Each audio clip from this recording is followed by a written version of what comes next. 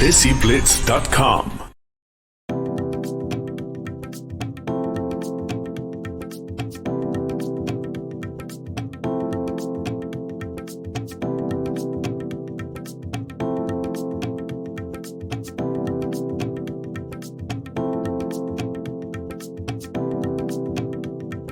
The inspiration for the piece is this idea that when our grandparents came over, a lot of the people who weren't able to come over were kind of saying to them, oh, you're really lucky, the streets are paved with gold in Britain. And you know, this is a part of an exhibition about the Commonwealth, it's about the Commonwealth Festival. And I really wanted to talk about kind of the experiences that have happened over the last 75 years in Britain. So one of the first timelines here is when the empires of citizen are invited to Britain, and the end is when the government's debating taking our citizenship away. And in between those timelines, there's key events like riots, moments like the colour bar, which stopped, you know, Black and Asian families or people going into certain restaurants or businesses, or even landlords refusing rent to them as tenants. So really what I wanted to do was try and bring together these moments, these key moments that have defined our experiences, both for South Asian and the Black community. It's really hard. I think it's still a very, very early conversation. So people aren't really that well versed and that well educated in the legacy of the Commonwealth. And it's only, and I think that's kind of a failing for our education system. You know, the only time I really started to understand it was doing my own research. And yes, there are key writers now who are trying to kind of unpick those things. But I think the big conversation is just this idea where they feel like they still don't belong in Britain. That is the kind of question, and that's the feeling that is still happening. And yes, we're trying to shift that. We're trying to bring our cultures together. We're trying to kind of celebrate our differences, which I think is really important, and also bring in this kind of ideas of hybridity. But you know, but in terms of how the community feels, I think they're still very much going through it.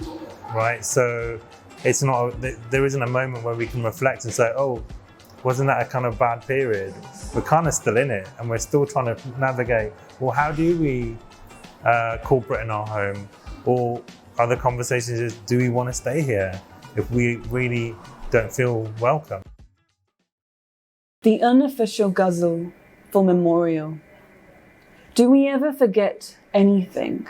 Who gets to decide what we want to hold on to, away from games? Language of the eyes, language of the body, language of the heart.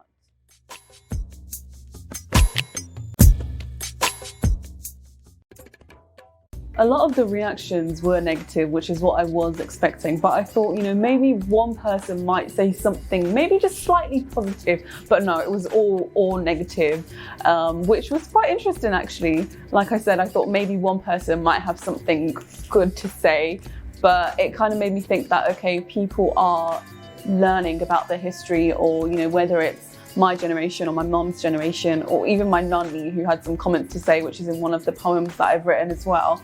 She didn't know anything about it, but then she found it quite funny, you know, like, oh, what is this Commonwealth thing? Are they going to tell us about wealth? Like, seriously. I think with the Commonwealth, or whether it's empire and living in the UK, it is all a paradox. And, you know, it is kind of like, do we belong here, or do we belong in the country that our ancestors came from? And I think more so it's coming to this realization that Commonwealth as a term, or Commonwealth, should not really be around. And these countries, you know, that were part of empire that are now just called the Commonwealth, as kind of like a cover-up term that was coming up a lot as well. Just trying to use it as a nicer, fancier word, I would say. But I think it's more so just recognizing what empire has done and what Commonwealth stands for. And again, with projects like this, being able to speak the truth and being able to use the truths from community and bring together what everybody kind of thinks. And we should be allowed to say what we want to say, I guess.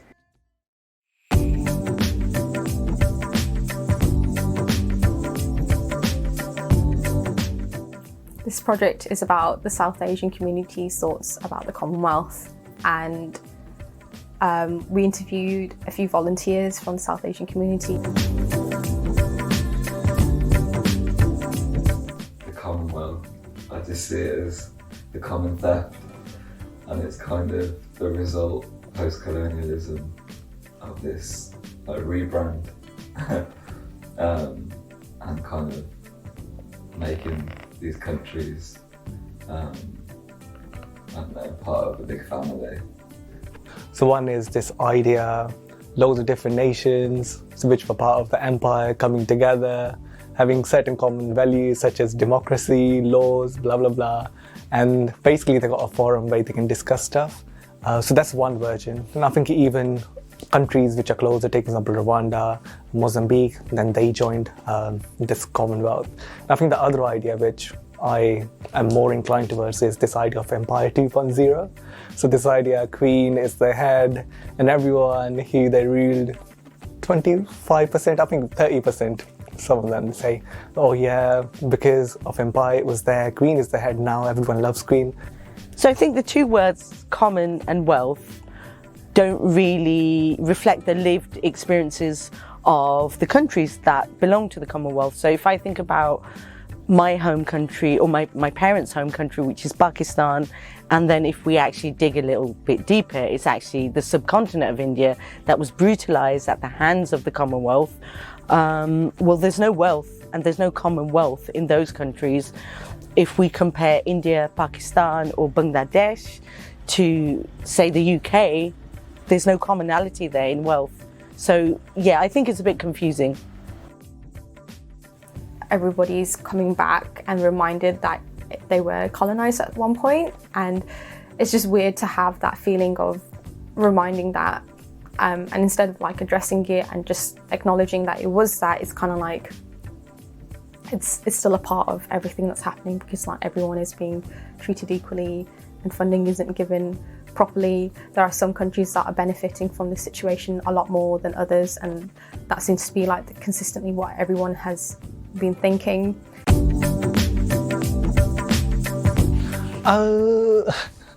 Okay, I've got two views, and I think some people say yes, it's relevant. The reason why they say it, because this idea of democracy, this idea, oh, we got shared law. Why? Because in colonial countries we developed quite a lot of law, and now if you get educated about law in UK today, you can go anywhere and work.